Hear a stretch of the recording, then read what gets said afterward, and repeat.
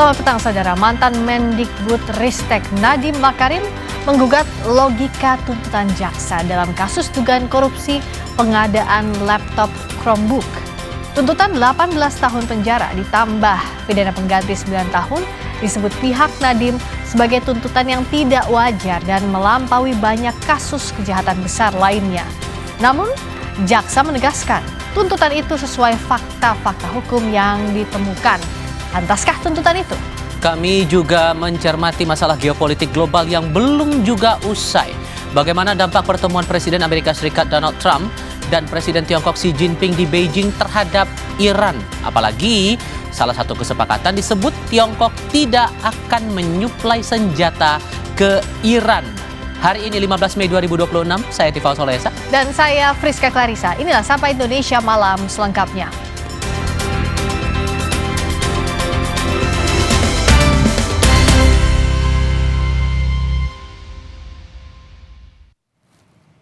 Kita ke informasi pertama, saudara. Nonton bareng film Pesta Babi, karya jurnalis Watchdog Dandi Dwi Laksono di Sekretariat Himpunan Mahasiswa Islam Cabang Sumbawa Barat dibubarkan. Boleh, ya enggak, santai aja. Ya, kan? Saya nunjuk kamu biar kesini. Iya. Santai aja, santai. Enggak, kalian yang digituin saja dipanggil. Iya, sangat dipanggil. Belum sempat film Pesta Babi diputar, nobar yang digelar HMI cabang Kabupaten Sumbawa Barat dibubarkan aparat Kodim, Satpol PP dan warga Kelurahan Bartong, Taliwang, Sumbawa Barat. Perdebatan terus memanas. Penyelenggara sampai meminta aparat Kodim memfasilitasi mereka nobar Pesta Babi di kantor Kodim agar bisa nobar.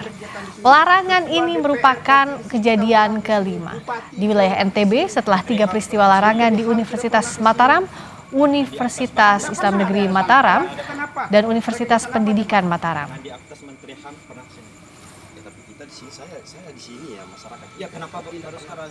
Tentu kami sangat menyayangkan adanya pembubaran yang dilakukan oleh aparat terhadap agenda nobar yang kami laksanakan di Sekretariat HMI. HMI ini adalah organisasi resmi yang punya legalitas dan kegiatan-kegiatan seperti ini sudah sangat sering kami laksanakan sebagai bagian dari merawat tradisi berpikir dan diskusi. Langkah ke depan yang kami akan lakukan tentu ruang-ruang seperti ini kami berharap tidak ada lagi intimidasi dan intervensi. Bahkan per hari ini Menteri Koordinator Hukum, HAM, Imigrasi dan Pemasyarakatan, juga Menteri Hak Asasi Manusia, Bang Yusril Iza Mahendra dan Natalius Pigai menyatakan bahwa sampai dengan hari ini tidak ada pelarangan atas nobar film dokumenter Pesta Babi. Menteri Koordinator Bidang Hukum, HAM, Imigrasi dan Pemasyarakatan Yusril Iza Mahendra menegaskan pemerintah tidak pernah melarang pemutaran film dokumenter Pesta Babi. Yusril bilang kritik dalam film dokumenter wajar walaupun terdapat narasi provokatif dari judul film yang dinilainya kontroversial, yakni Pesta Babi, kolonialisme di zaman kita. Yusril mengingatkan agar publik tidak terpancing dan membiarkan masyarakat menggelar diskusi setelah menontonnya.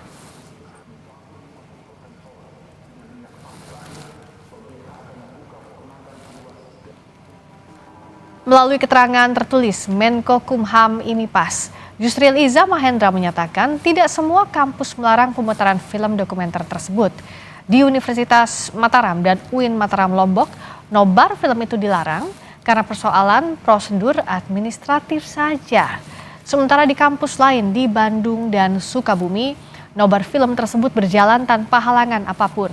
Melihat pola demikian, pembubaran nobar film Pesta Babi bukan arahan dari pemerintah ataupun aparat penegak hukum yang biasanya terpusat.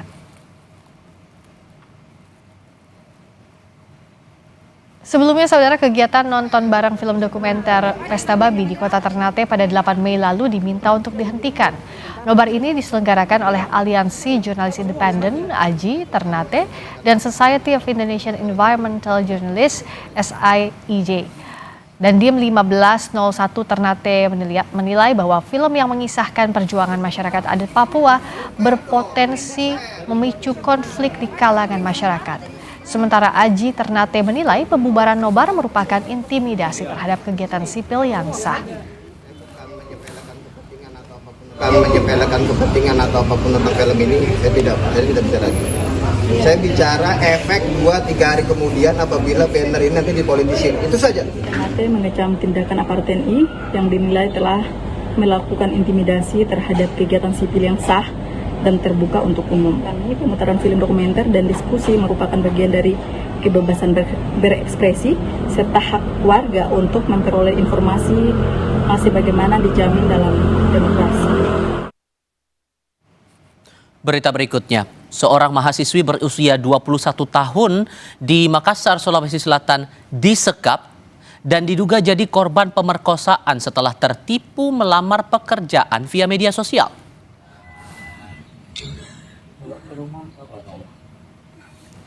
Penyekapan terjadi di sebuah rumah di Barombong, Tamalate, Makassar.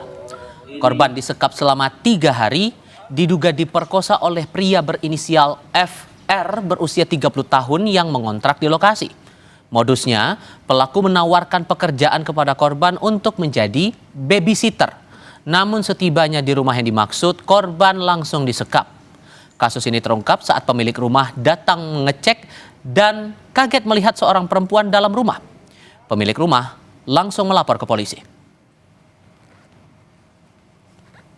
Tindakan yang diduga penyekapan yang saat ini pelakunya masih dalam lidik. TKP-nya di salah satu perumahan di wilayah Tamalate, Kota Makassar. Jadi berawal pada saat korban mencari pekerjaan melalui media sosial. Kemudian saat itu pelaku mengarahkan ke salah satu rumah yang ada di perumahan Tamalate untuk bertemu pelaku pada saat itu. Kemudian disitulah terjadi yang diduga penyekapan dan pemerkosaan oleh pelaku. Kalau untuk pelaku sendiri apa sudah diamankan? Saat ini pelaku masih dalam pengejaran, masih dalam penyelidikan. Kita berdoa saja mudah-mudahan cepat terungkap. Saudara, Polda Lampung meringkus 2 pelaku pencurian yang menembak seorang polisi, Bribka Arya Supena, hingga meninggal dunia. Polisi terpaksa menembak pelaku utama hingga tewas karena pelaku melawan dengan senjata api. Polisi menangkap salah seorang pelaku bersama Hamdi di lokasi persembunyiannya di Kabupaten Lampung Timur. Tapi karena melawan, polisi menembak kaki pelaku. Sementara polisi menangkap pelaku utama bernama Fahroni, sekaligus yang menembak Bribka Arya Supena di wilayah Teluk Hantu, Kecamatan Punduh Pidada, Kabupaten Pesawaran, Lampung. Menurut polisi, terduga pelaku sempat melawan menggunakan senjata api rakitan jenis revolver, sehingga polisi pun terpaksa menembak pelaku.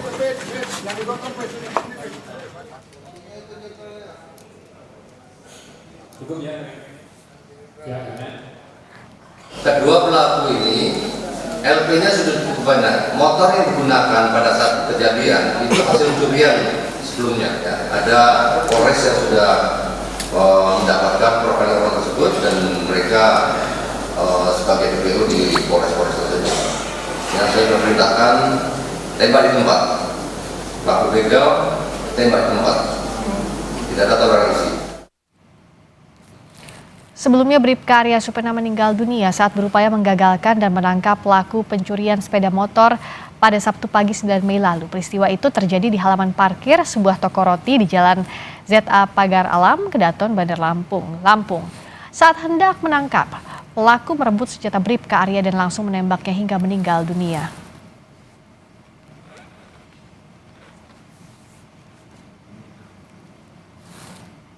Aksi kriminal lain, polisi memburu pelaku penjamretan warga negara Italia di kawasan Bundaran Hotel Indonesia, Jakarta. Dalam kasus ini, polisi sudah memeriksa warga Italia yang jadi korban.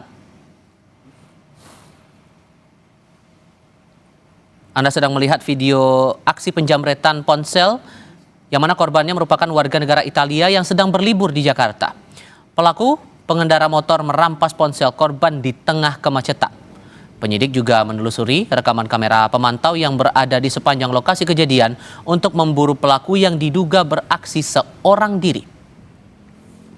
Asal negara dari Italia yang sementara berlibur di Indonesia. Untuk pelaku sendiri apa dengan yang sama yang kejadian sebelumnya atau gimana, Pak? Untuk identitas pelaku. Kalau untuk pelaku masih kita dalamin. Ya, masih kita dalamin.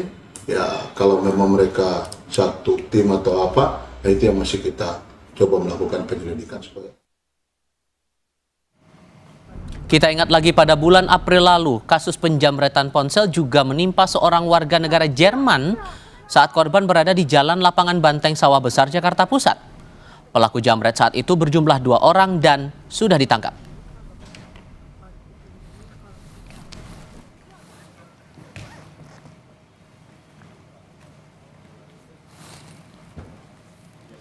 Saudara, Partai Gerindra memberikan sanksi teguran keras terhadap anggota DPRD Jember Ahmad Syahri As-Siddiqi. Putusan ini akibat perbuatan Ahmad yang kedapatan merokok dan main game saat rapat DPRD. Pimpinan sidang Mahkamah Kehormatan Partai Gerindra menyebut bahwa Ahmad terbukti bersalah melanggar aturan partai.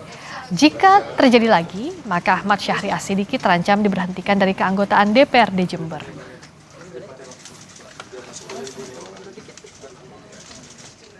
Saudara Ahmad Syahri As-Siddiqi, sarjana ekonomi selaku kader Partai Gerindra, terbukti telah melanggar AD/ART Partai Gerindra.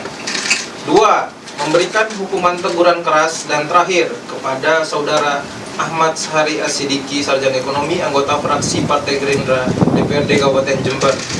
3. Apabila di kemudian hari Saudara Ahmad Syahri As-Siddiqi, sarjana ekonomi, kembali melakukan pelanggaran, maka akan langsung dikenakan sanksi pemberhentian sebagai anggota DPRD Kabupaten Jember.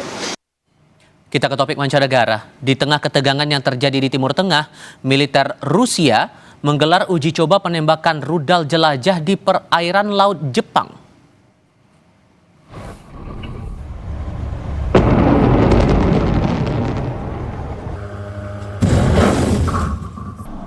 Dalam video yang dirilis ini, Armada Pasifik Rusia terlihat menembakkan rudal jelajah Moskit ke target musuh. Video menampakkan sejumlah kapal perang Rusia menembakkan rudal dan menghantam target yang terletak lebih dari 100 km jauhnya. Latihan ini melibatkan kapal perang, pesawat, dan drone dari unit penerbangan Angkatan Laut Armada Pasifik. Tanggal rekaman tidak dapat diverifikasi secara independen.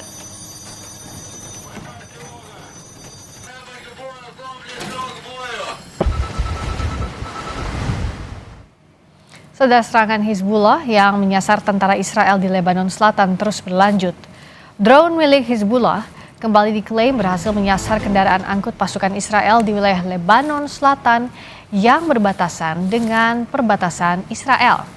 Video yang dirilis Press TV ini tidak menyebut waktu serangan.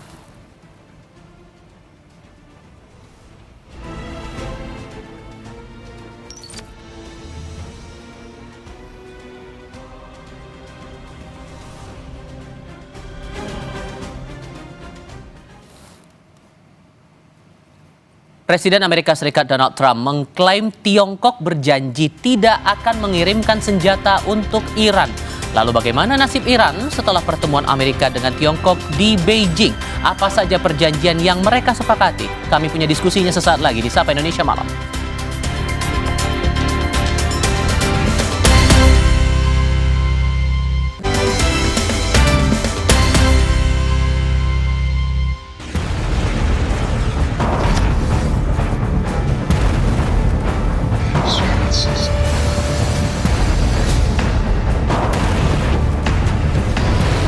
In less than 40 days, CENTCOM forces achieved our military objectives. Most notably, we degraded Iran's ability to project power outside its borders and threaten the region and threaten our interests.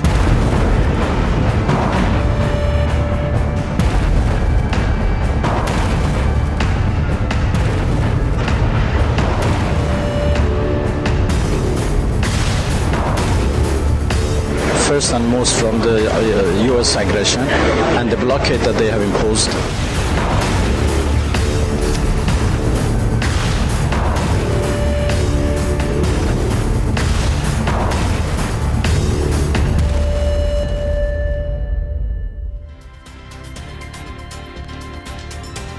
Saatnya diskusi pertama di Sapa Indonesia Malam. Presiden Amerika Serikat Donald Trump mengakhiri kunjungannya ke Beijing dengan pertemuan tertutup di kediaman resmi pemimpin Tiongkok Xi Jinping sebelum kembali ke Washington DC.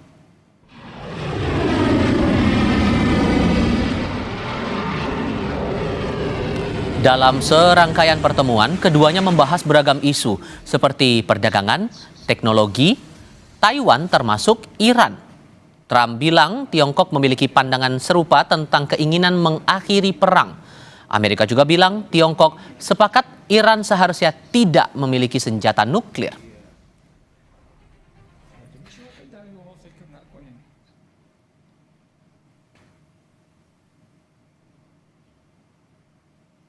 We did discuss Iran. We feel very similar to Iran. We want that to end. We don't want them to have a nuclear weapon. We want the straits open. We're closing it now. They closed it, then we closed it on top of them. But we want the straits open, and we want them to get it ended because it's a crazy thing. They're a little bit crazy, and it's no good. Can't have it. They cannot have a nuclear weapon. Pada hari sebelumnya, Presiden Donald Trump juga sempat mengatakan Tiongkok ingin membantu dalam menegosiasikan pengakhiran perang Iran dan membuka kembali Selat Hormuz untuk pengiriman minyak. Bahkan Trump mengklaim Tiongkok tidak akan memberi senjata kepada Iran.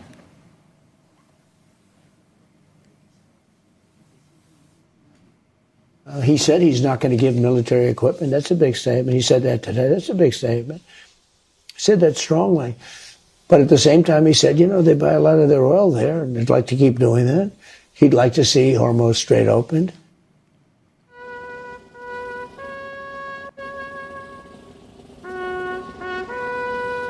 Di lain pihak, pemimpin Tiongkok Xi Jinping mengatakan saat ini situasi internasional sangat dinamis dan penuh gejolak. Ia bilang Amerika Serikat dan Tiongkok seharusnya menjadi mitra, bukan pesaing atau lawan. This year is the 250th anniversary of America. I always believe 中美之间的共同利益大于分歧，中美各自成功是彼此的机遇，中美关系稳定是世界的利好，双方合则两利，斗则俱伤，应当做伙伴而不是对手。相互成就，共同繁荣，走出一条新时代大国正确相处之道。 Di lain pihak, Menteri Luar Negeri Iran Abbas Araghchi menyalahkan Amerika Serikat atas ketegangan di Selat Hormuz. Araghchi menegaskan selat tersebut terbuka untuk semua kapal komersial, namun menekankan minimnya lalu lintas maritim di jalur vital tersebut disebabkan blokade Amerika. Araghchi menambahkan kapal-kapal harus bekerja sama dengan Angkatan Laut Iran. The Strait of Hormuz is now suffering first and most from the U.S. aggression and the blockade that they have imposed on it. As far as we are concerned, the Strait of Hormuz is open for all, commercial vessels. But they need to cooperate with our Navy forces. So we have not made any obstacles. It is Americans who have made blockade, and I hope that that could be ended by the removal of this illegal blockade imposed by Americans. Pertemuan Presiden Amerika Serikat Donald Trump dengan Presiden Tiongkok Xi Jinping jadi perhatian dunia. Di satu sisi Tiongkok secara terbuka mendukung Iran. Namun di sisi lain, Tiongkok memiliki kepentingan besar menjaga stabilitas ekonomi global dan hubungan dagangnya dengan Washington. Maka apakah Iran akan mendapatkan perlindungan diplomatik dari Tiongkok atau justru Tiongkok menekan Iran untuk menyepakati permintaan Washington? Saya diskusikan ini bersama dengan para narasumber. Bergabung saat ini Teguh Reza Shah, pengamat hubungan internasional dari Presiden University, dan Laksda Purnawirawan Surya Wiranto, Sekretaris Jenderal ICAL Strategic Center. Selamat malam Bapak-Bapak dengan Tifal di sini. Ya, selamat malam. Salam dari Bandung. Terima kasih semua sudah bergabung bersama kami kali ini. Beberapa butir disebut atau diklaim sama Donald Trump, Pak Reza, sudah disepakati antara AS dengan Tiongkok. Tapi yang kita dengar sejauh ini baru dari versinya AS. Versinya Tiongkok belum merespon atau belum mengamini apapun pernyataan Trump itu tadi. Masalah akan mengakhiri perang, terus urusan Selat Hormuz dan juga masalah nuklir itu tadi. Apakah kita perlu serta-merta percaya dengan apa yang disampaikan Trump bahwa kesepakatan itu sudah bulat, sudah ditekad?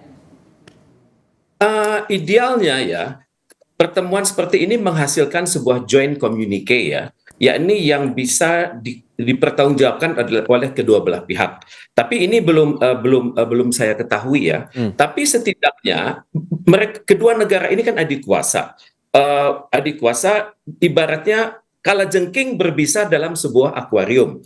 Kalajengking itu makin membesar, sementara ukuran akuarium itu tetap. Jadi di mana kedua negara ini sadar ataupun tanpa sadar bisa mencelakakan satu sama lain, dan juga dampaknya akan sangat besar ke seluruh dunia. Dan untuk itu saya bisa mengerti mengapa China masih menyimpan informasi, apalagi informasi tersebut yang menyangkut dialog 2 jam yang tertutup. Ini tentunya merupakan informasi yang sangat rahasia bagi kedua negara ya. Tapi bagaimanapun ada hal-hal yang patut kita syukuri ya, di mana Amerika Serikat berbicara tentang Hormuz, tapi China hanya berbicara pada tataran ide dan tidak berbicara pada tataran substansi. Karena dengan berbicara soal Hormuz, ini China punya ketergantungan juga, karena sekitar 90% output dari Hormuz itu larinya ke China, dan dari situlah China memiliki ketergantungan yang tinggi atas Hormuz, dan juga China itu dekat secara psikologis dengan Iran, karena sampai 2 tahun terakhir China banyak mensuplai Iran dengan istilahnya itu dual use teknologi dan juga dukungan militer. Kemudian juga China sadar bahwa kalau wilayah Timur Tengah itu dikuasai oleh Amerika Serikat dan Israel, itu akan merugikan China untuk kedepannya. Karena itu China saya pikir akan menyimak dengan sangat hati-hati apa kata Amerika Serikat, karena bagaimanapun juga pertemuan kali ini dapat dikatakan konstruktif secara strategis dan mampu membangun stabilitas dunia, walaupun China menolak kalau dianggap bahwa ini ada hubungannya dengan Thucydides trap, karena China itu kalau adik kuasa dapat kita katakan sedang bergerak dari pagi ke sore, sedangkan Amerika Serikat sedang bergerak dari sore ke malam. Jadi ini adalah hal-hal yang kedua negara itu waspadai ya. Tapi hati-hati atau sorry saya potong Pak, hati-hati atau jangan-jangan lagi dilematis Tiongkok ini, karena sebelum ada pertemuan dengan antara Presiden Xi dengan Presiden Trump, Iran kan sudah ketemu lebih dulu antara Menlu Araghchi dengan Menlunya Tiongkok. Tepat sekali, China menyimpan informasi yang luar biasa ya atas perkembangan di Hormuz, dan juga bagaimana aspirasi Iran untuk suatu penyelesaian konflik ini. Apakah akan ada penurunan tensi di level Hormuz, ataupun ada penurunan tensi di level uranium yang diperkaya? China sangat simpatik, China sangat lihai dalam diplomasi. Dia menyimpan informasi tersebut dan akan menggunakannya secara bertahap, karena China tahu persis dia sama Iran adalah sama-sama negara dengan peradaban tinggi, sudah berusia 4.500 tahun, dan China juga sadar Iran itu mengerti bagaimana mengelola suatu dunia yang damai dan menghargai hukum internasional. Jadi nanti pada saat China mendekati Iran, tentunya China mengatakan saya tidak datang dengan membawa pesan dari Amerika Serikat, tapi saya berdiskusi dengan Anda pada tataran satu level, kemudian juga China akan mengatakan ada hal-hal yang perlu kita tindak lanjuti bersama untuk kepentingan kita bersama, kemudian juga untuk kemuliaan Anda dan juga untuk suatu dunia yang lebih berdasar hukum, karena bukankah Anda selama ini diperlakukan secara semena-mena oleh Amerika Serikat dan Israel. Jadi dialognya akan sangat hati ke hati, dan juga akan menggunakan bahasa diplomatik yang tinggi dan juga bahasa-bahasa hukum internasional yang Iran sudah ketahui bersama. Satu hal menarik juga ini Pak Surya, dari klaimnya Donald Trump ini bilang bahwa Tiongkok sudah sepakat untuk tidak mengirimkan senjata ke Iran. Apakah ini tandanya bahwa ya selama perang itu Iran dapat suplai beneran dari Tiongkok itu, atau ini ya klaim sepihak aja dari omongannya Trump itu? Ya, ini memang menarik ya kalau kita melihat hasil diplomasi dari kedua pimpinan tertinggi negara ini ya, bahwa pertemuan itu merupakan diplomasi pragmatis ya menurut saya, di tengah geopolitik yang masih rapuh dan dalam suasana yang syarat kehati-hatian strategis ya. Jadi di tengah rivalitas kekuatan besar yang semakin mendalam ini, pertemuan ini tidak menghasilkan terobosan spektakuler menurut saya ya, melainkan hanya langkah-langkah incremental yang mencerminkan upaya kedua negara untuk mengelola ketegangan tanpa membiarkan meledak menjadi konfrontasi terbuka. Nah, kalau pertanyaan itu dan juga penjelasan tadi dari Bang Tuku, menurut saya pertemuan ini nadanya kan mix ya kalau menurut saya, campuran. Jadi cordial di permukaan tapi tegang di isu inti gitu ya. Nampaknya tenang-tenang aja gitu ya. Di mana kedua pihak ini menampilkan sikap yang sopan, ramah, dan juga profesional, namun sebenarnya memiliki konflik mendalam ya. Amerika dengan Cina ini kan penguasa hegemoni dunia ya yang masih bermusuhan dalam soal Taiwan misalnya ya. Nah, di sini ketidaksepakatan fundamental dan ketegangan serius ini sebenarnya masih dipegang masing-masing, jadi tidak diucapkan. Ini yang kita sebut sebagai kepura-puraan diplomatik ya, di mana hubungan profesional yang terpaksa atau bisa katakan diam-diam berkonflik ya. Jadi seolah-olah di permukaan ini di pandangan publik global ini fine-fine aja gitu ya, tapi di dalamnya ada 4 masalah pokok yang masih mengganjal ya, antara lain masalah Iran ya, kemungkinan dihapus senjata nuklirnya, pembukaan Selat Hormuz ya, kemudian juga kepentingan Cina sendiri dengan Taiwan ya, di mana Amerika juga ada di sana dan lain-lain ya. Jadi ini menurut Anda, sorry saya potong Pak, jadi menurut Anda ini cara Trump buat menekan Iran tapi ada selimut pihak ketiga dalam hal ini Tiongkok? Ya, Tiongkok ini kan kita sudah tahu ya, tadi kalau pertanyaan dari Mas terkait dengan apakah selama ini Tiongkok membantu? Ya, sangat membantu. Karena teknologi ya, utamanya teknologi penginderaan ya dari satelit itu membuktikan bahwa berikan kepada Iran ya untuk tepat ya koordinat serangan terhadap pangkalan-pangkalan militer dan pangkalan udara Amerika Serikat yang di kawasannya di 8 negara itu, yang buktinya dari hari ke hari itu dilakukan serangan balas oleh Iran dan itu hancur gitu ya. Kalau dari Iran sendiri saya kira tidak cukup mampu untuk mendeteksi dan mengidentifikasi pangkalan-pangkalan tersebut ya. Nah kalau sekarang dikatakan demikian, itu kan sama ya. Tadi saya katakan itu kepura-puraan diplomatik ya. Itu saya kira biasa gitu untuk mencairkan suasana pada waktu pertemuan. Tapi nanti pelaksanaan di lapangan belum tentu seperti itu menurut saya ya. Jadi ini yang dikatakan kordial di permukaan tapi tegang di isu intinya, demikian. Oke, Anda juga merasa demikian Pak Reza bahwa ini upaya dari AS menekan Iran tapi caranya lewat pertemuan itu dan sesumbar menyampaikan 4 poin itu tadi? Ya, Amerika Serikat mencoba ya bahwa menjelang 250 tahun kemerdekaannya itu banyak pencapaian diplomatik ya. Untuk itu salah satunya adalah dari KTT dengan Iran hari ini, dengan China hari ini. Memang Amerika Serikat mencoba sebisa mungkin itu ada hasil ya. Hasil itu sekecil apapun itu dapat menjadi bonus Donald Trump untuk berbicara di dalam negeri, sehingga bonus tersebut dioptimalkan lewat diplomasi publik Amerika Serikat, sehingga syukur-syukur bisa mencegah terjadinya kekalahan Partai Republik pada pemilu setelah bulan November mendatang. Tentunya Trump sangat ketakutan dia saat ini. Kemudian kalau berbicara Hormuz, memang hanya China yang bisa menekan Iran, walaupun sebenarnya China punya ketergantungan tinggi, tapi China tidak akan menekan Iran karena China sadar saya tidak mau menjadi negara yang membawa suara Amerika Serikat, dan di sinilah hebatnya China. Jadi China akan menjadi pendengar yang baik, akan menyimak dengan baik, dan pada saat yang sama menyusun bagaimana kebijakan yang dapat dilakukannya untuk mendekati Iran, pada saat yang sama juga memenangkan diplomasi global dari China. Karena China ini ingin naik secara tenang, tidak perlu konflik. Jadi kita ketahui bersama berlangsungnya konflik di Timur Tengah ini sebenarnya yang menang itu China, karena China melihat bahwa ternyata teknologi Amerika Serikat itu ada batasnya, ternyata solidaritas Barat itu ada batasnya. Kalau kemudian Tiongkok menunjukkan keberpihakannya kepada Amerika Serikat, Pak Surya, setelah pertemuan ini dan mengamini seluruh hasil kesepakatan yang diklaim oleh Donald Trump itu, maka apa konsekuensi yang perlu kita wanti-wanti dari sekarang di tengah perang yang sampai sekarang belum ketemu kata akhirnya? Jawabnya nanti ya, kita jeda dulu sebentar. Tetap di Kompas TV.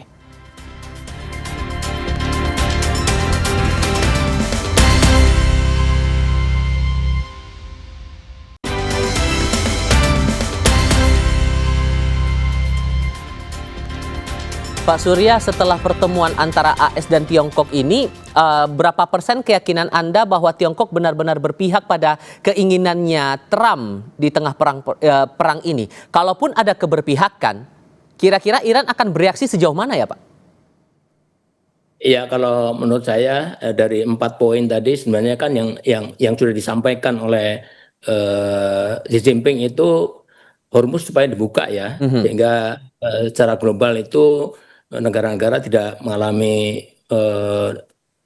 kebangkrutan lah, kira-kira begitu ya. Dengan masalah Taiwan itu kan masih disimpan dan bahkan itu nggak boleh diganggu-gugat ya. Dan tekanan kepada Iran ini menurut saya tidak tekanan secara langsung ya. Seperti saya katakan tadi, lip service daripada pembicaraan diplomatik itu harus hati-hati. Nah, kalau saya lihat nada dan optik daripada pembicaraan Trump dengan Xi ini, di sini perlu protokol tinggi dengan nuansa diplomatik kekuatan besar ya. Xi mengingatkan to see the debt trap ya. To see the debt trap ini yang menurut saya sangat penting ya, di mana risiko konflik antara kedua kekuatan rising ya, China dan kekuatan established ya, Amerika. Nah, ini kan bahasa diplomasinya Trump itu memuji Xi sebagai teman yang memiliki prediksi masa depan yang lebih fantastis ya, lebih bagus, damai, itu kira-kira seperti itu. Tapi kita belum tahu kenyataan nanti ya, karena sampai sekarang pun walaupun sudah jeda ini ya dengan diplomasi, dengan upaya-upaya damai sampai ke Cina ini, kita lihat di lapangan itu bisa saja nanti terjadi seperti upaya-upaya damai sebelumnya, tiba-tiba ada serangan ya ke Iran atau ke negara misalnya yang mendukung kembali Amerika ini ya, ada Uni Emirat Arab, di Qatar, Arab Saudi maupun Kuwait ya, bisa saja itu nanti pihak ketiga ya, termasuk Israel ya, itu nanti bisa membuat serangan-serangan yang tidak diduga. Nah, ini yang akan memanaskan lagi suasana.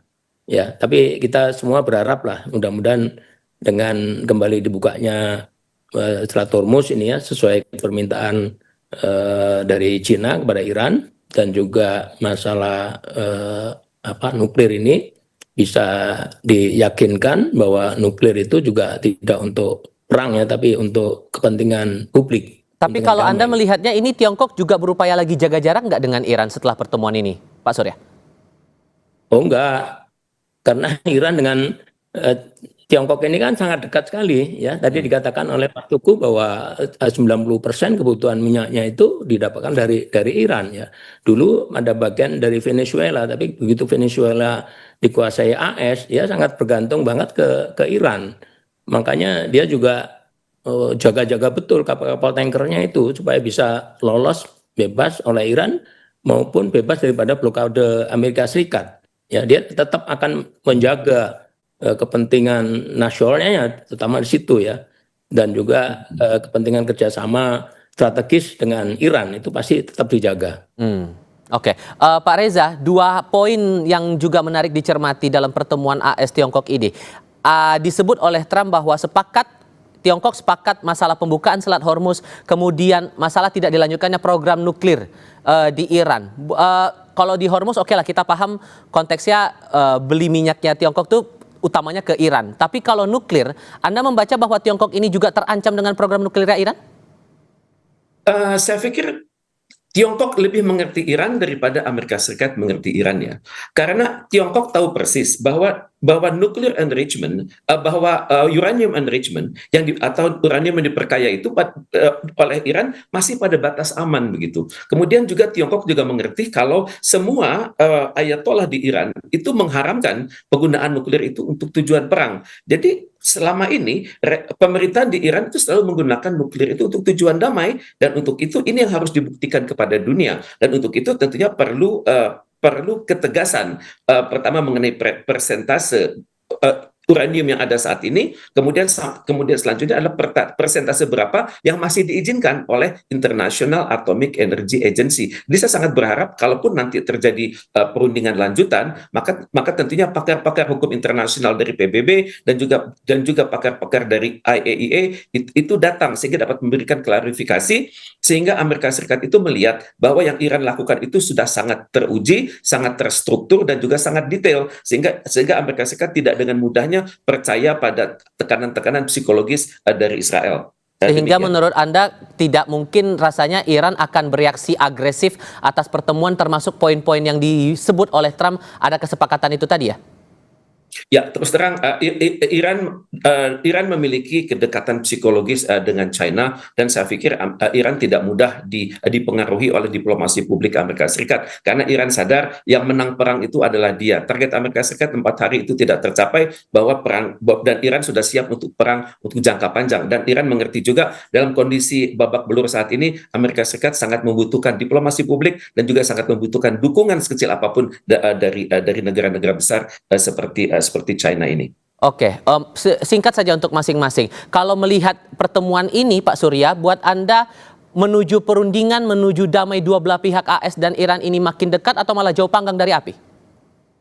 Kalau menurut saya makin dekat ya, damai ya. Karena kan Iran ini menurut apa yang dicanangkan oleh Cina ya. Sementara AS ini kan juga pendekatannya ke Cina itu berarti dia ingin bantuan Cina. Jadi apapun yang dikatakan Cina ya kebetulan walaupun pernyataannya ini datar tapi maknanya itu Cina ini ingin damai gitu ya. Dia tidak mau terjebak dalam tadi Thucydides trap tadi ya. Jadi saling menjaga antara negara yang sudah maju AS ya dengan negara yang rising star ya baru naik itu dijaga. Kalau enggak nanti semakin besar perlawanan antara dua blok ini ya, timur dengan barat, demikian. Oke, kalau Anda Pak Reza, ada kemungkinan drama baru atau justru kita bisa berharap positif di sini? Kita bisa berharap positif, tapi tentunya China juga meyakinkan Amerika Serikat untuk memahami kondisi sebelum perundingan yang diharapkan oleh Iran. Yakni tolonglah jangan mengancam-ngancam Iran, jangan melakukan tekanan-tekanan di berbagai wilayah seperti di Lebanon dan juga di Gaza, itu untuk Israel. Dan kemudian harap Amerika Serikat secara bertahap menurunkan sanksinya atas Iran dan juga mengembalikan aset-aset Iran yang saat ini ditahan di Amerika Serikat dan negara Eropa. Jadi tugas China itu sangat berat. Di satu sisi memahami persepsi Amerika Serikat, di satu sisi juga mengupayakan perdamaian, dan di satu sisi juga bagaimana berbicara secara sangat santun kepada Iran tanpa sekalipun menyebut kata Amerika Serikat, tapi menjunjung tinggi perdamaian dunia. Demikian. Pak Reza, Pak Surya, terima kasih banyak sudah mau berdiskusi bersama kami kali ini dan berbagi pandangan kali ini. Sehat selalu untuk Anda berdua ya. Selamat malam. Terima kasih. Sesaat lagi di Sapa Indonesia Malam, dalam persidangan di pengadilan militer terungkap alasan terdakwa menyerang aktivis Kontras Andri Yunus dengan air keras. Sementara Andri tetap tegas menolak peradilan militer kasus teror air kerasnya. Kami punya ulasannya sesaat lagi.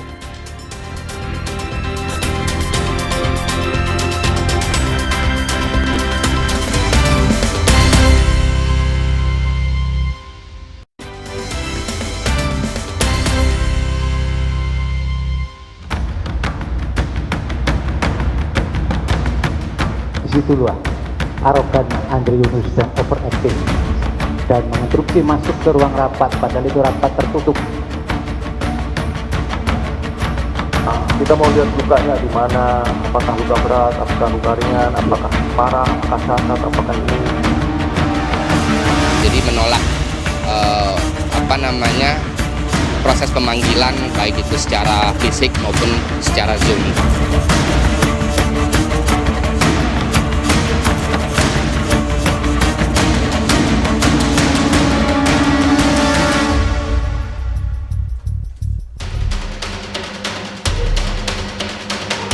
Sidang kasus penyiraman air keras terhadap aktivis Kontras Andri Yunus masih bergulir di Pengadilan Militer 208 Jakarta. Dalam pemeriksaan terdakwa Rabu kemarin, terungkap alasan penyerangan Andri Yunus. Terdakwa 1, Serda Edi Sunarko mengaku terpancing emosi menonton video Andri yang menggeruduk rapat RUU TNI di Hotel Fairmont, Jakarta. Kekesalannya itu disampaikan ke 3 terdakwa lain yang berencana menyerang Andri. Awalnya, Edi mengaku ingin memukul, tetapi terdakwa lainnya, Letu Budi Haryanto Widi, mengusulkan serang Andri menggunakan air keras. Waktu di video yang viral di Hotel Fairmont, pada saat di situ ada rapat tertutup pejabat-pejabat TNI dan DPR yang membahas revisi undang-undang. Di situlah arogan Andri Yunus dan overacting dan menginterupsi masuk ke ruang rapat, padahal itu rapat tertutup. Demikian gitu. Setelah terdakwa melihat video langsung tersebut merasa emosi, kemudian terdakwa 2 menyampaikan jangan dipukulin, kita siram saja. Ide dari terdakwa 1 dengan memukuli itu kan efeknya pasti akan bonyok, ya, memar atau berdarah lah, lecet. Nah itu ditolak sama terdakwa 2, jangan dipukuli, disiram saja. Nah disiram saja ternyata terdakwa idenya itu kalau saya bilang sangat kreatif. Nah ide untuk mencampur itu terdakwa dari mana? Tidak ada ide. Tidak ada. Jadi pertama kali saya masuk ke bengkel itu yang saya lihat adalah air aki yang ada di. Oh air aki pertama yang dilihat. Ya. Terus? Saya masukkan saya buka aki tersebut, saya masukkan ke dalam tumbler. Bagi mantan Kepala Badan Intelijen Strategis Bais TNI, Soleman Ponto yang dihadirkan sebagai ahli pekan lalu, serangan air keras ke aktivis kontras Andri Yunus oleh 4 prajurit Denma Bais dinilainya hanya sebuah kenakalan. Soleman menilai operasi intelijen militer adalah kegiatan yang dirancang secara sistematis, bertingkat, terukur, dan berbasis pada tujuan strategis negara. Tapi ketika saya dengar begini ya wajar, makanya saya bilang kenakalan, anak-anak Denma yang nakal itu aja. Bongkar dalangnya. Nah ini kan kita kan jadi terframing itu, harus pasti ada dalangnya nih, tidak mungkin karena 3 perwira ini. 3 perwira tidak mungkin kalau tanpa jalur komando, tanpa rantai komando, tanpa perintah di atas. Ya inilah kalau orang tidak tahu intelijen itu apa. Dari awal saya bilang kalau itu operasi intelijen kita tidak akan pernah ada di ruangan ini. Yang berbuat tidak akan pernah diketahui, yang korbannya pun entah akan ada di mana. Karena apa? Untuk sejak target, kalau kita ikuti tadi, mulai dari menentukan target dari awal perencanaan itu sangat-sangat detail. Tetapi menurut Guru Besar Fakultas Hukum Universitas Jenderal Sudirman, Profesor Hipnu Nugroho, sulit mengaitkan kejahatan para terdakwa yang merupakan prajurit sebagai motif pribadi. Ya, kita harus ingat, ini tindak pidana yang terkait dengan prajurit. Namanya prajurit, tidak ada prajurit salah. Asas kesatuan komando, asas pimpinan bertanggung jawab. Sehingga dalam seperti ini agak susah kalau itu dikatakan sebagai bentuk motif pribadi. Kan itu nggak mungkin, apalagi ada seorang perwiranya. Oleh karena itu sebetulnya saya salut kepada hakim majelis itu sudah mau membuka semuanya, tapi tampaknya auditor tidak bisa mengungkap semuanya sebagai wakil dari Andri, sebagai wakil dari masyarakat, sehingga dalam konteks ini apa yang diinginkan oleh majelis saya kira timpang. Kan itu timpang, Mbak. Oleh karena itu kaitannya dengan motif pribadi, kemudian siap perencanaannya, nggak ketemu semua. Karena tidak ada suatu bukti pendukung apa yang dikatakan perencanaan seperti apa, motif di persiapan seperti apa, sehingga hanya mengacu pada keterangan terdakwa. Padahal keterangan terdakwa adalah hanya untuk dirinya sendiri, asas non-service. Ya. Sidang Rabu kemarin awalnya juga mengagendakan pemeriksaan terhadap Andri sebagai saksi tambahan. Namun auditor militer menyampaikan Andri tidak bisa dihadirkan karena masih dalam perawatan medis di RSCM.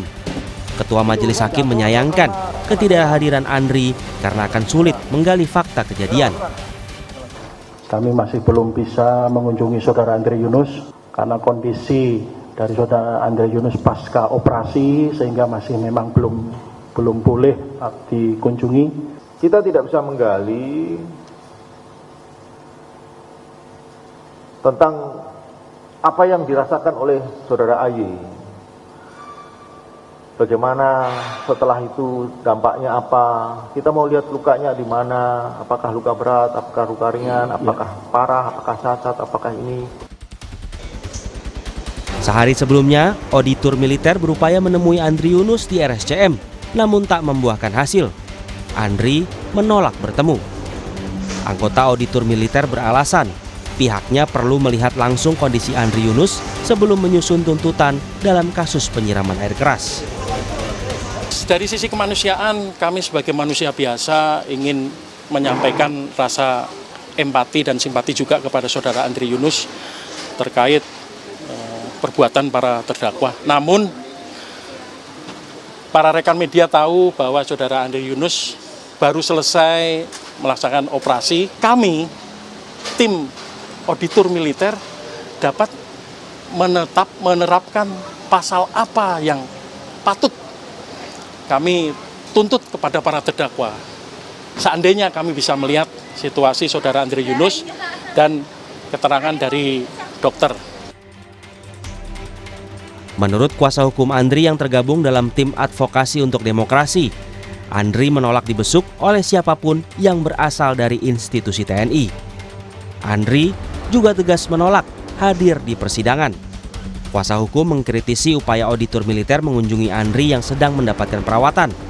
Upaya tersebut justru tak berpihak kepada Andri Yunus, sama seperti keinginan hakim memaksa korban hadir dalam persidangan.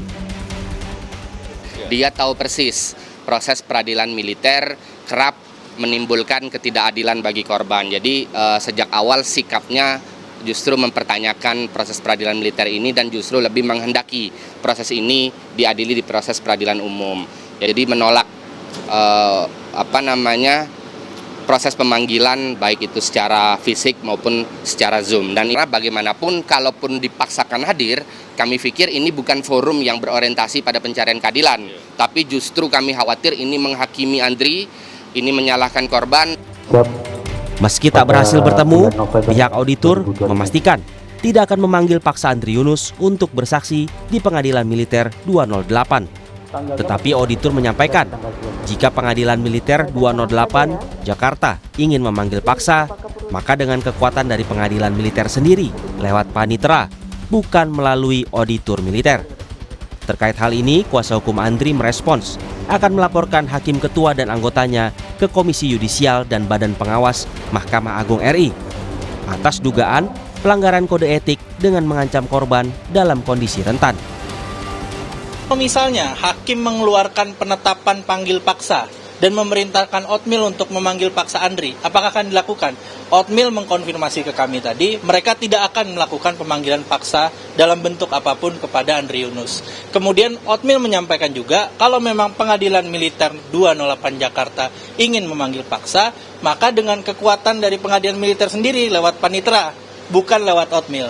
Kami akan mengadukan Majelis Hakim Pengadilan Militer 208 Jakarta yang saat ini sedang mengadili 4 terdakwa dugaan penyiram air keras kepada Komisi Yudisial dan Badan Pengawas RI.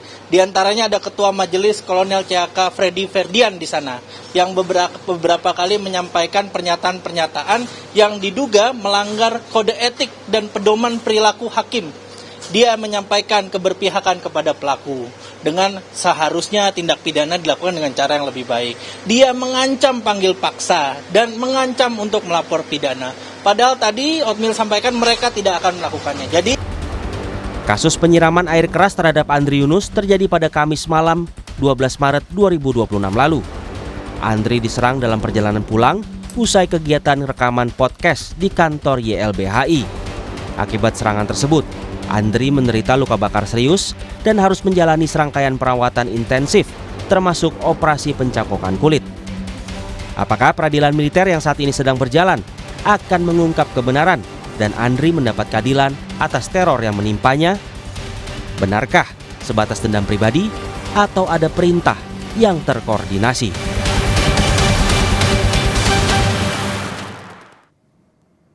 Nanti Friska Clarissa akan melanjutkan Sapa Indonesia Malam dengan laporan lain. Salah satunya, sebuah motor terbakar di SPBU Karangtengah, Karawang, Jawa Barat. Tetap di Kompas TV di channel 11, televisi Anda.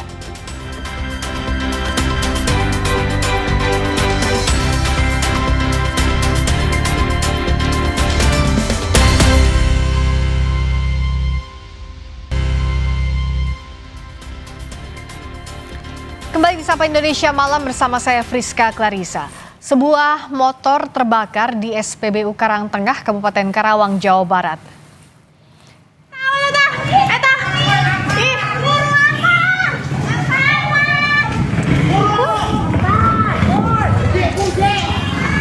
Kebakaran pada Kamis malam memicu kepanikan warga dan pengguna jalan yang melintas. Kobaran api diduga muncul dari percikan pada bagian mesin motor sesaat setelah pengendara mengisi bahan bakar. Api langsung menyambar area sekitar dispenser BBM dan membesar dengan cepat. Tugas bersama warga memadamkan api menggunakan alat pemadam api ringan sehingga api tidak menyebar ke dispenser SPBU. Pemilik motor sempat terkena percikan api yang menyambar. Polisi masih menyelidiki kejadian ini, sementara operasional SPBU dihentikan sementara.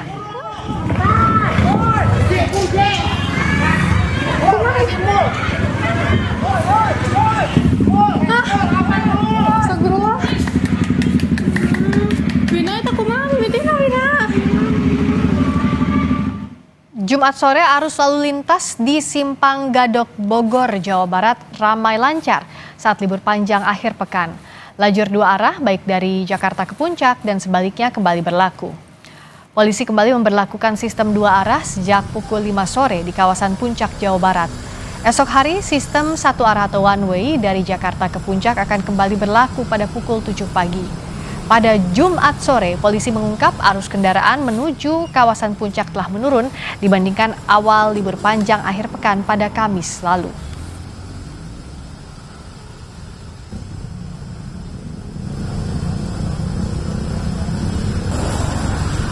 Saat ini mulai dari jam 17 sampai dengan malam nanti diberlakukan normal dua arah. Artinya seluruh kendaraan yang akan melintas baik dari Jakarta maupun dari Puncak dapat berlaku secara normal.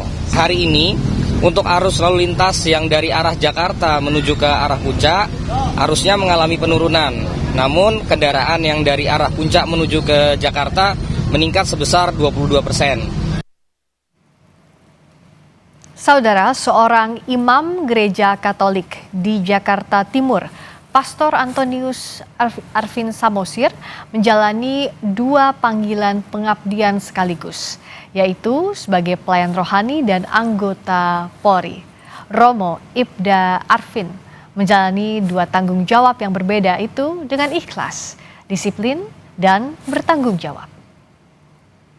Pada siang hari ini untuk sama-sama memuji Tuhan, menjalani dua panggilan sekaligus, yaitu sebagai imam gereja Katolik sekaligus anggota Polri, bukan hal sederhana. Namun bagi Romo Ibda Antonius Arfin Samosir, keduanya dijalani sebagai bentuk pelayanan kepada sesama. Di Gereja Santo Benaventura Pulau Mas, Jakarta Timur, Romo Ibda Arfin memimpin perayaan Ekaristi di hadapan ratusan umat yang mengikuti misa dengan khusyuk. Tidak banyak yang mengetahui bahwa imam yang berdiri di altar itu juga merupakan perwira aktif Polri. Romo Ibda Arfin ditahbiskan sebagai imam pada tahun 2023 dan ditugaskan menjalankan pelayanan pastoral di lingkungan pembinaan rohani kepolisian. Aku akan pergi dan aku akan minta kepada Bapa dan Dia akan memberikan penolong kepadamu. Masyarakat Indonesia yang baik, tugas kita sama, menjadi pelayan. Dengan menjadi pelayan, kita mengutamakan orang lain, being for others. Dan sampai pada titik itu, semuanya tertuju pada kebaikan bersama. Jadi banyak cara untuk berbagi kebaikan, Kak, sebagai polisi dan sebagai Romo.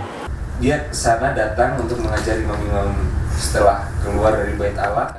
Baginya, seragam polisi dan jubah imam bukanlah dua identitas yang bertentangan. Keduanya justru menjadi jalan untuk melayani lebih luas. Bagi Romo Ibda Arfin, keduanya menjadi bentuk pengabdian untuk melayani sesama, baik melalui tugas kepolisian maupun pelayanan pastoral. Di tengah perayaan Hari Kenaikan Yesus Kristus, Romo Ibda Arfin mengajak umat memaknai panggilan untuk hidup dalam kasih, kepedulian, dan semangat melayani. Nilai itu juga terwujud dalam sikap saling menghormati dan menjaga kerukunan di tengah keberagaman. Melalui pelayanannya, Romo Ibda Arfin mengingatkan pentingnya membangun persaudaraan antar umat beragama.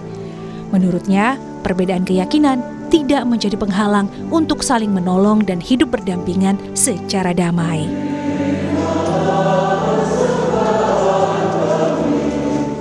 Keagamaan yang beragam, saling menghormati. Kami di Bak Religi Biro Watpers itu ada berbagai macam agama, pemuka agama, ada Islam, Kristen, Katolik, Buddha, Hindu, dan Konghucu. Sampai pada titik ini kami saling mencintai. Masyarakat ketika Idul Adha ataupun Lebaran, kami mampir ke Masjid At-Taubah ataupun mungkin berbagi kurban untuk masjid-masjid yang ada di sekitar sini. Jadi banyak cara untuk berbagi kebaikan, Kak, sebagai polisi dan sebagai Romo. Kehadiran Romo Ibda Arfin menjadi gambaran bahwa pengabdian kepada negara dan pelayanan kepada sesama dapat berjalan beriringan. Dari altar gereja hingga tugas kepolisian, ia menjalani panggilannya dengan semangat melayani dan menjaga kemanusiaan. Sebagai personel di bagian pembinaan religi Watpers Polri, ia memberikan pendampingan rohani, pembinaan mental, hingga bimbingan bagi sesama anggota Polri. Pengabdian ganda Romo Arfin mendapat apresiasi dari berbagai pihak. Kehadirannya dinilai menunjukkan wajah Polri yang humanis, dekat dengan nilai-nilai spiritual, sekaligus menjadi jembatan antara pelayanan negara dan pelayanan kemanusiaan. Dalam menjalankan tugasnya, beliau selalu melaksanakan tugas dengan baik, selalu ramah, memberikan dukungan penuh terhadap tugas-tugas kepolisian, terutama dalam memberikan pelayanan-pelayanan, contoh yang bisa ditiru oleh anggota yang lainnya, untuk memberikan kesan-kesan moral yang sangat positif bagi anggota Polri. Sosok yang menjadi teladan bagi Romo Arfin ialah Romo Kolonel Purnawirawan Yos Bintoro yang telah lebih dulu berjalan di 2 medan sekaligus, yakni di altar dan di barak militer sebagai anggota TNI Angkatan Udara selama 29 tahun. Romo Yos berpesan bahwa menjalani 2 peran sekaligus harus dengan keyakinan penuh, setia, teguh, dan tanpa ragu. Kehadiran seorang imam di lingkungan baik TNI dan Polri, militer ya, dulu kan Angkatan Bersenjata Republik Indonesia, tetap relevan dan signifikan. Relevan karena apa? Ya kita sebetulnya satu jalan di moralitas dari TNI ada Sabta Marga, Sumpah Prajurit, dan 8 wajib. Tidak ada bedanya dengan tuntunan-tuntunan yang ada di dalam ajaran sosial gereja. Menghadirkan sebetulnya semangat membawa wajah manusia. Dan lebih khusus itu adalah cinta pada tanah air, bela negara kita. Melalui seragam dan jubah yang ia kenakan, ia menunjukkan bahwa melayani negara dan sesama adalah satu panggilan yang bermuara pada kebaikan bersama. Tim Liputan, Kompas TV.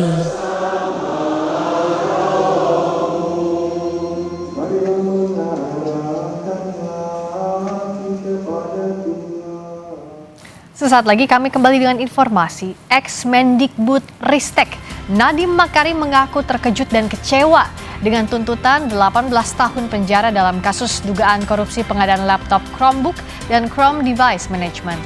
Jaksa menilai tuntutan itu sudah berdasarkan fakta-fakta hukum. Sesaat lagi di Sapa Indonesia Malam.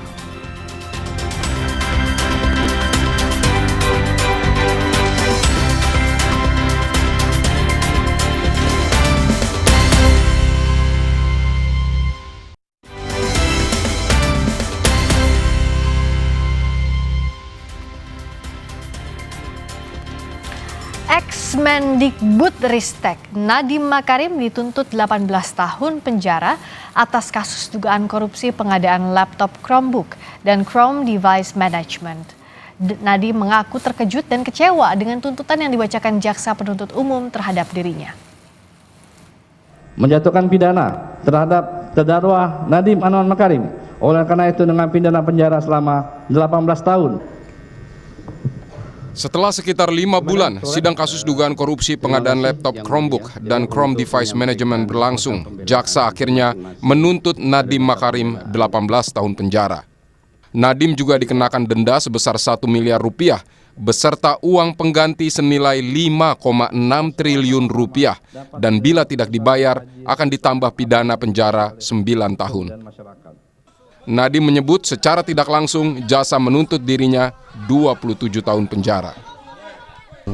Saya hari ini dituntut secara efektif dituntut 28 tahun. Rekor.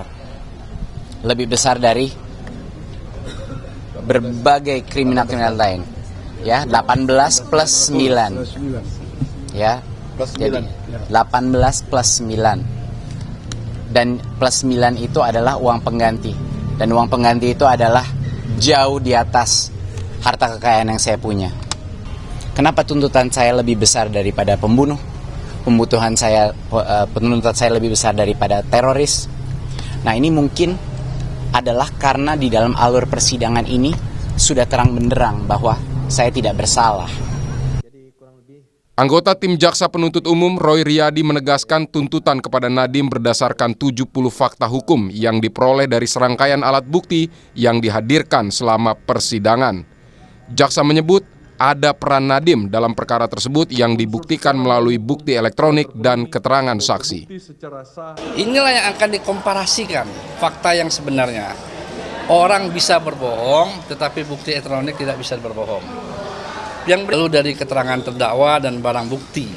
Dan segala sesuatu kami hadirkan jadi alat bukti yang diperoleh secara tidak melawan hukum. Nah, lalu berikutnya, ya kan, dari fakta-fakta persidangan yang terungkap dari alat bukti itu, kita menganalisis menjadi sebuah fakta hukum. Nah, fakta hukum ini terdiri dari 70 fakta. Dari sejak awal bagaimana prosesnya pengadaan Chromebook ini sampai telah terjadi kerugian keuangan negara.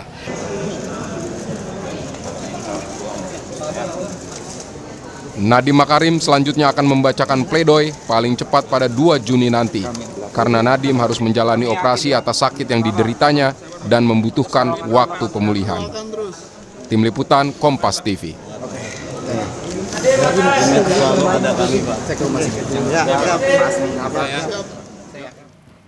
Saudara, jaksa menuntut mantan Menteri Pendidikan, Kebudayaan, Riset dan Teknologi Nadiem Makarim 18 tahun penjara, bahkan ditambah 9 tahun lagi jika Nadiem tidak membayar uang pengganti. Nadiem menyebut tuntutan itu bahkan lebih tinggi dibanding pembunuh dan teroris. Kita bahas tuntutan terhadap Nadiem Makarim bersama Guru Besar Hukum Universitas Sudirman Hipnu Nugroho dan juga mantan Direktur Penyidikan Jampitsus Kejaksaan Agung Jasman Panjaitan. Selamat malam Prof. Hipnu, Pak Jasman. Selamat malam, Pak Buruska.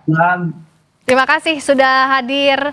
Saya ke Prof. Hipnu. Kalau kita lihat kan tuntutan kepada Nadiem dari jaksa ini jadi pro dan kontra. Bagaimana kita bisa melihat tepat, cermatkah tuntutan ini?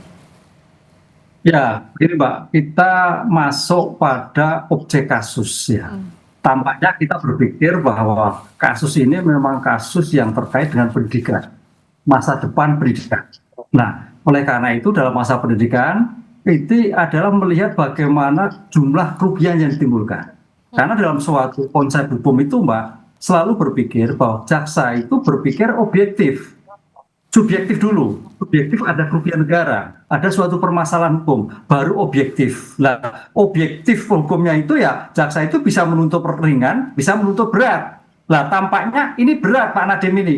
Kenapa berat? Kaitannya dengan kejahatan yang terkait dengan pendidikan. Jumlah kerugian yang menurut jaksa itu adalah sangat tinggi sekali.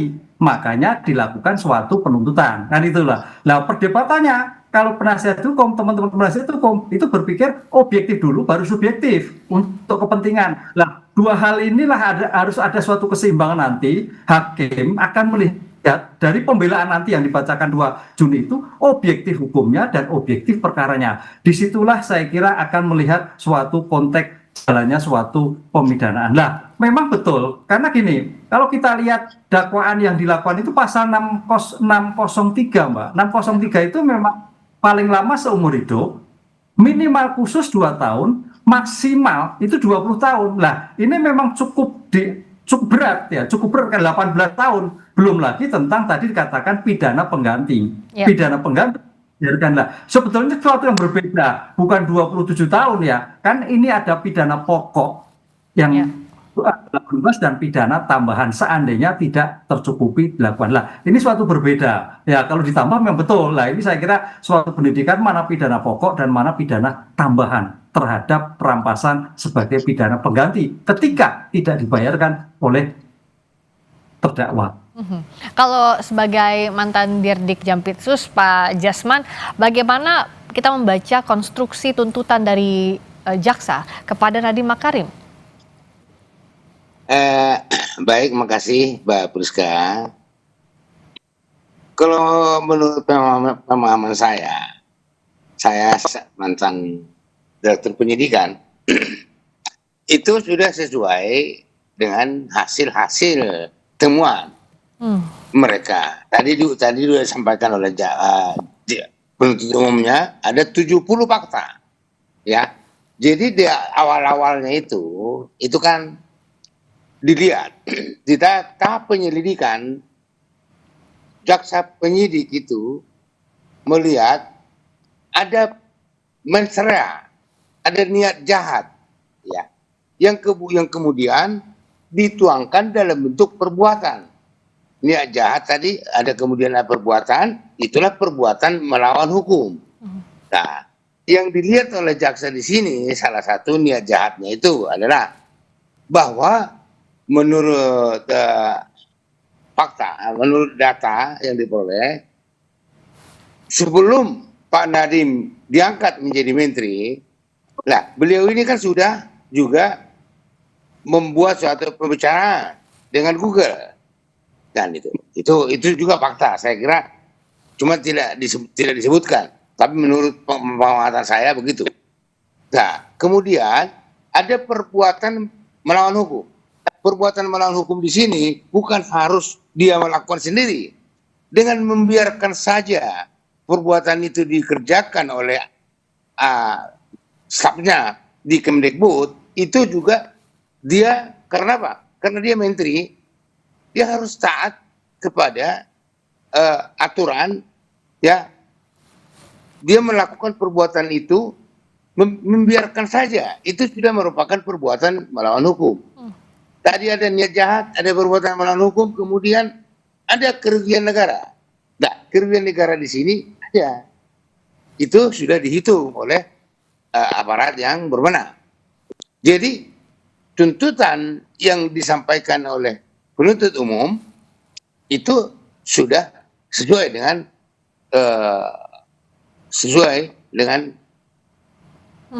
tuntutan jaksa. Ya, sudah sesuai dengan hukum menurut penilaian jaksa. Itu, Mbak. Kalau dari penuntut umum menganggap ini sudah sesuai dengan fakta hukum, Prof. Hipnu, sebenarnya bagaimana kita mendudukan perkara? Apakah memang yang dilakukan Nadiem Makarim adalah sekadar kebijakan yang gagal, ada gagal dari sisi kinerja birokrasi, atau ada mens rea, atau ada niat jahat di sana? Bagaimana pembuktiannya yang harus dicermati lebih dalam lagi, Prof. Hipnu? Ya, jadi Pak Priska, memang ini menariknya, kadang-kadang tarik-menarik antara sebagai perbuatan melawan hukum sebagai pidana, tapi juga terkait dengan kebijakan administrasi sebagai pejabat negara, kan gitu. Nah, pertanyaannya memang apakah ini administrasi pure, kesalahan administrasi, ataukah sebagai bentuk adab niat tadi, mens rea tadi. Mens rea itu subjektif, itu sebetulnya sifat subjektif itu sifat di mana seseorang menghendaki dan mengetahui. Nah, menghendaki dan mengetahui atas suatu perbuatan yang ditimbulkan itu tahu atau tidak. Di sini yang akhirnya dari kebijakan administrasi menjadi kebijakan suatu pidana. Ada mens rea tadi, asas willing and wishness kalau kita dalam konsep teori. Nah, di situ tampaknya agak sulit dibedakan dan agak sulit untuk ditemukan di dalam suatu persidangan. Makanya jaksa tetap berpikir bahwa ini ada mens rea. Ada mens rea, tidak diketahui kan itu. Tapi teman-teman penasihat hukum, enggak bisa. Ini ada administrasi, harus dijelaskan administrasi. Nah, disitulah nanti benang merah itu akan dilihat secara objektif oleh hakim. Sebetulnya di mana sih mens rea-nya? Di mana pembiarannya? Kali Pak Jasman tadi. Apakah memang ini administrasi penuh atau tidak? Nah, disitulah nanti bukti-bukti sebagai menghendaki dan mengetahui tidak hanya keterangan, tapi juga bukti-bukti elektronik yang ditemukan dalam suatu persidangan.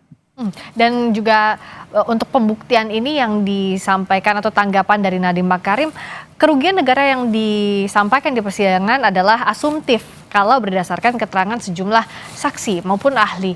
Bagaimana kita mendudukan perkara ini dan pembuktiannya di persidangan? Sesaat lagi kita bahas di Sapa Indonesia Malam.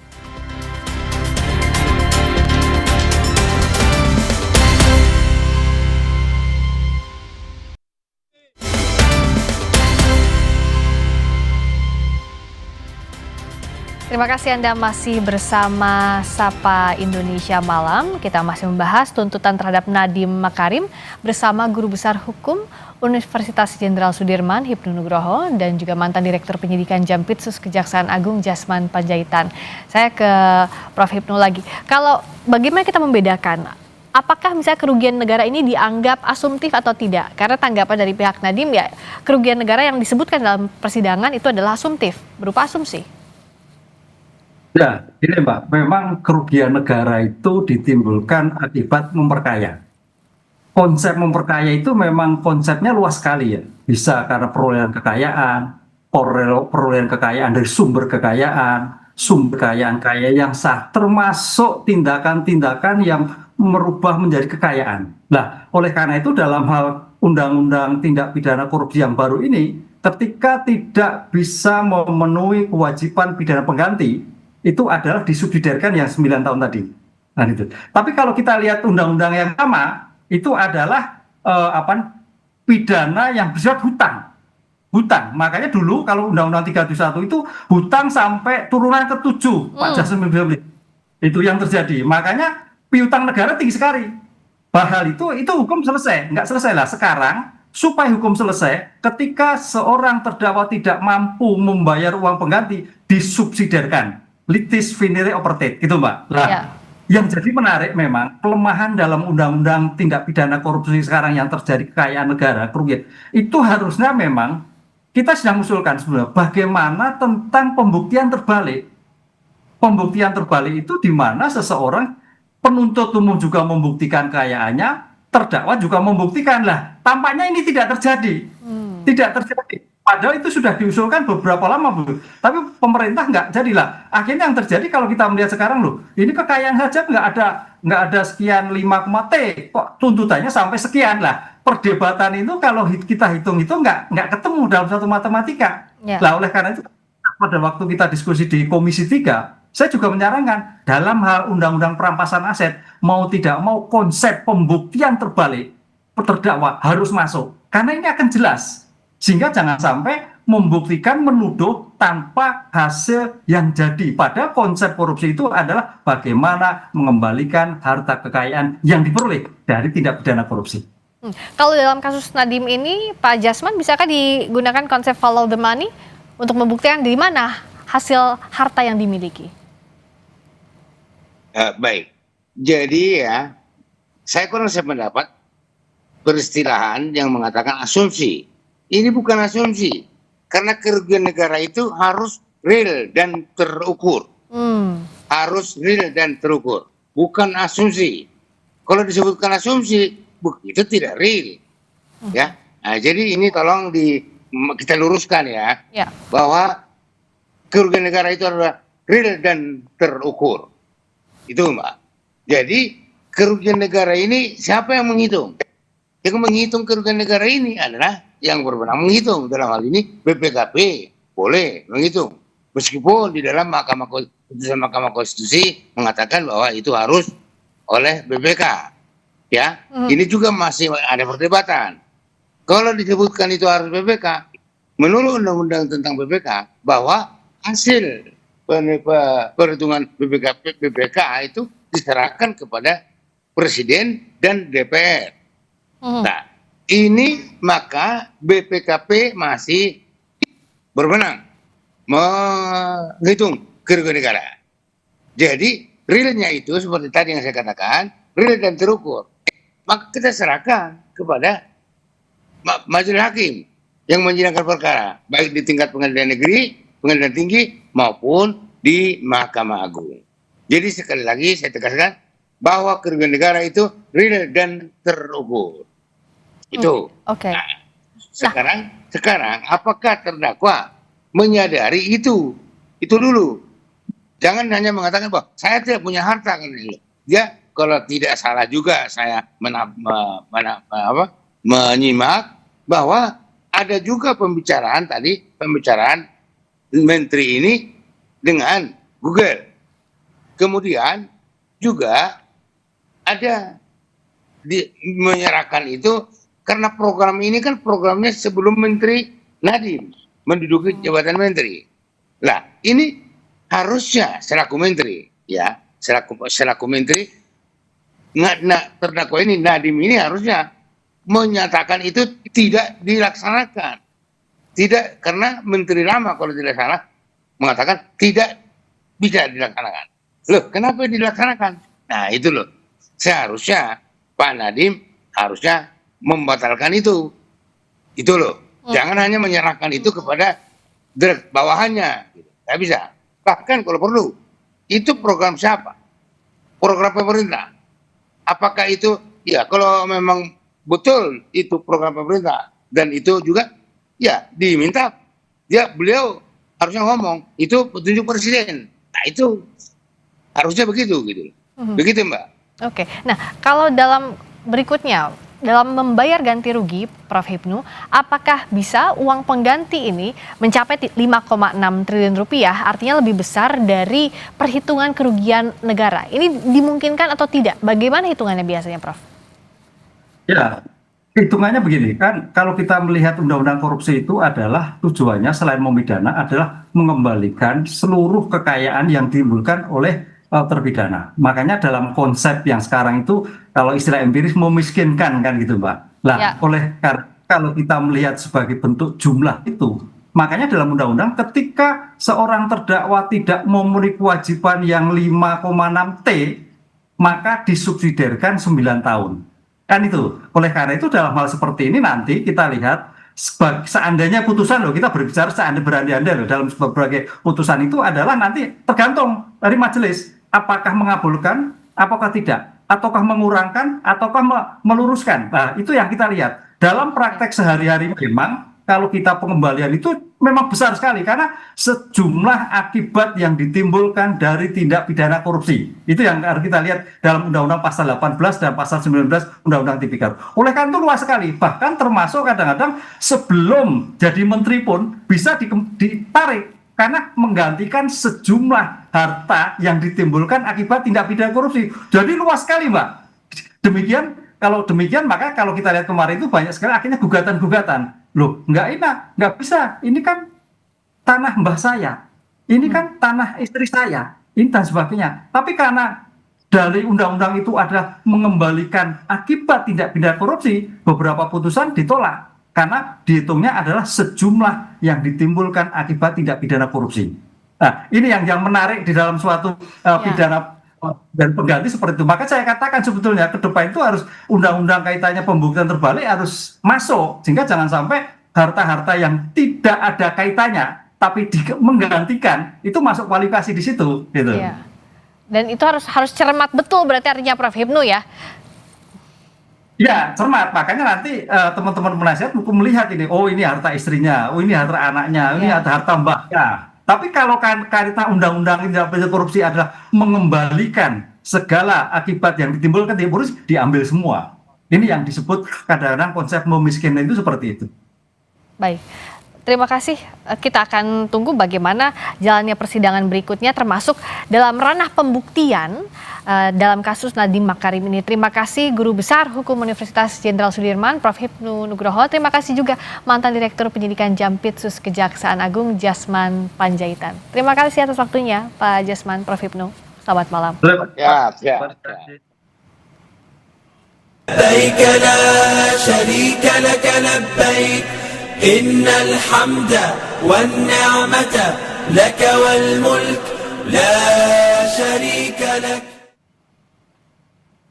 Saudara, kita ke informasi lebih dari 1.200 jemaah haji Indonesia diberangkatkan ke Mekah dari Madinah di hari terakhir pemberangkatan sebelum pelaksanaan puncak ibadah haji. 1.278 jemaah dari 3 kloter diberangkatkan di hari terakhir pemberangkatan jemaah dari Madinah ke Mekah. Mereka adalah jemaah dari embarkasi Batam, Makassar, dan Batam. Jemaah diberangkatkan serentak pada pukul 7 pagi waktu Arab Saudi menggunakan 32 bus dari hotel tempatnya menginap. Kemudian transit sejenak di Masjid Bir Ali untuk mengambil niat umrah wajib atau mikot. Selanjutnya jemaah menuju ke Mekah untuk menjalani umrah wajib.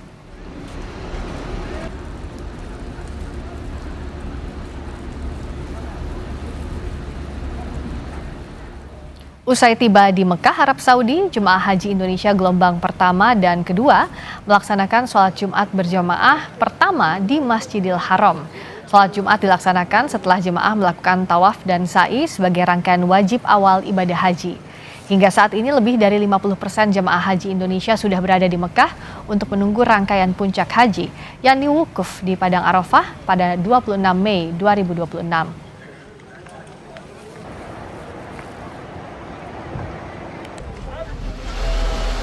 Untuk memudahkan mobilitas jemaah, layanan bus hidrolik disiapkan untuk mengangkut jemaah lansia dari Bandara King Abdul Aziz Jeddah menuju ke Mekah. Sejumlah jemaah lansia dari kloter 20 embarkasi Batam menggunakan fasilitas bus hidrolik di Bandara King Abdul Aziz Jeddah. Fasilitas ini digunakan oleh jemaah yang mengalami kendala mobilitas dan menggunakan kursi roda. Bus hidrolik dilengkapi dengan lift hidrolik yang memungkinkan jemaah lansia dan disabilitas bisa masuk bus tanpa turun dari kursi roda, sehingga pergerakan jemaah dari Bandara King Abdul Aziz Jeddah ke Mekah berjalan lancar. لبيك لا شريك لك لبيك إن الحمد والنعمة لك والملك لا شريك لك. Saudara, di tengah ketegangan yang terjadi di Timur Tengah, militer Rusia menggelar uji coba penembakan rudal jelajah di perairan Laut Jepang sesaat lagi di Sapa Indonesia Malam.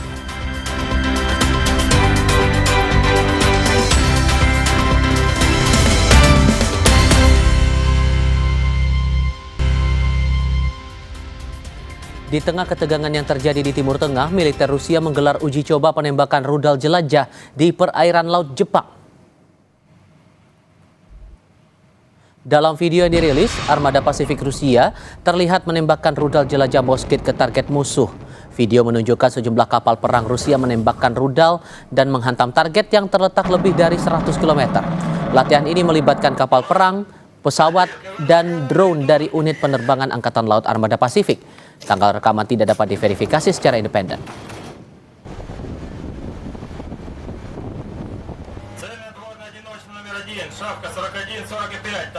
Serangan Hizbullah yang menyasar tentara Israel di Lebanon Selatan terus berlanjut. Drone milik Hizbullah kembali diklaim berhasil menyasar kendaraan angkut pasukan Israel di wilayah Lebanon Selatan yang berbatasan dengan perbatasan Israel. Video yang dirilis Press TV ini tidak menyebut waktu serangan.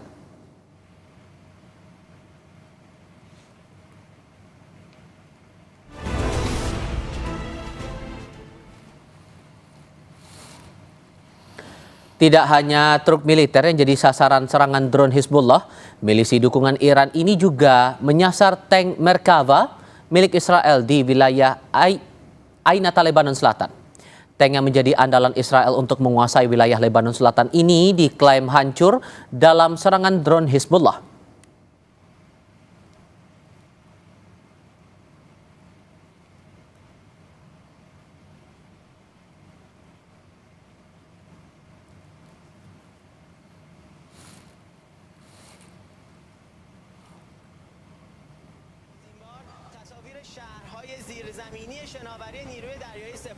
Sejumlah analis memperkirakan Iran masih memiliki persediaan kapal tempur kecil dengan senapan ringan untuk menandingi militer Amerika Serikat di Selat Hormuz.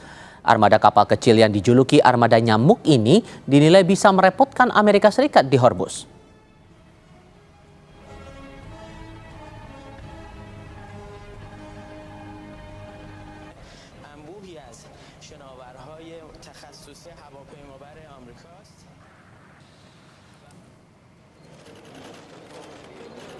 Menlu Iran, Abbas Araghchi menuding Uni Emirat Arab punya peran aktif dalam membantu serangan Israel dan Amerika Serikat ke Iran seperti dikutip dari Press TV. Arakshidi setelah pertemuan BRICS di New Delhi, India mengingatkan rezim Zionis dan Amerika Serikat tidak dapat memberi keamanan kepada Uni Emirat Arab. کاملا تشریح بکنم برای جلسه و برای همه کشورهای عضو بریکس که ما درسته که نمیگیم ولی دیگه بالاخره یه حدی داره. امارات در این جنگ در کنار آمریکا و اسرائیل ایستاد. Saudara, sebuah video dari distrik Bareilly di Uttar Pradesh, India menjadi viral di media sosial. Dalam video tersebut, seorang pria terbang terbawa angin kencang hingga akhirnya jatuh. Menurut laporan, seorang pria bernama Nanemian berdiri sambil mencengkram pilar penyangga gudang timah di tempat pernikahan. Akibat angin kencang, seluruh gudang timah tercabut dan ia terbawa ke udara bersamanya. Akibat insiden itu, korban menjalani perawatan di rumah sakit.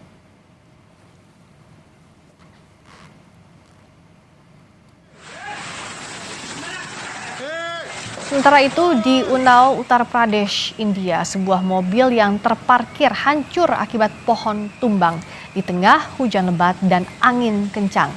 Pihak berwenang menyebut cuaca buruk membawa kecepatan angin hingga 100 km per jam bersama dengan curah hujan lebat dan sambaran petir di seluruh wilayah Uttar Pradesh Rabu lalu. Setidaknya 89 orang tewas akibat badai di Uttar Pradesh.